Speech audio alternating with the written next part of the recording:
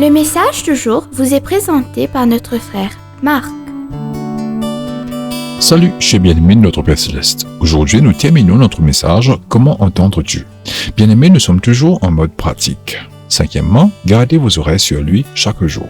Il est possible d'être conscient tout au long de la journée, même en vaquant à vos occupations quotidiennes, des douces incitations de Dieu. C'est ce que signifie vivre par l'Esprit. À voir Galates chapitre 5 verset 16. Ces incitations immédiates ne remplacent pas un moment de calme et de tranquillité avec Dieu. En fait, elles ont tendance à se produire lorsque vous prenez régulièrement du temps calme et seul.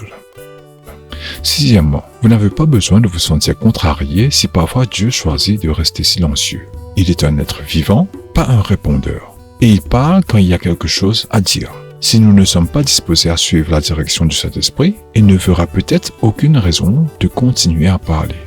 Septièmement, habituellement, la raison pour laquelle nous n'entendons pas sa voix est que nous n'écoutons pas.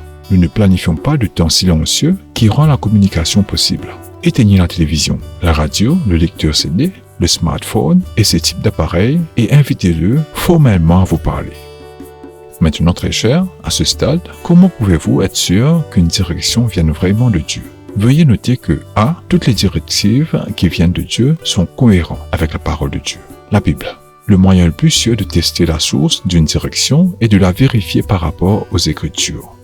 B. Les directives de Dieu sont généralement cohérentes avec la personne qu'il vous a créé pour être. Dieu est déterminé. Il veut vous utiliser dans les domaines des dons et des talents qu'il vous a donnés. C. Les directives de Dieu impliquent généralement la servitude plutôt que le service centré sur soi-même.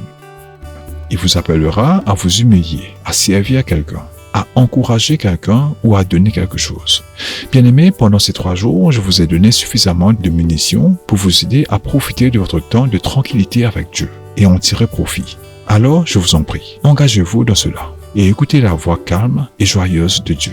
Que Dieu vous bénisse tous. Profitez de votre journée en lui. À demain pour un autre voyage dans la parole de Dieu. Au revoir.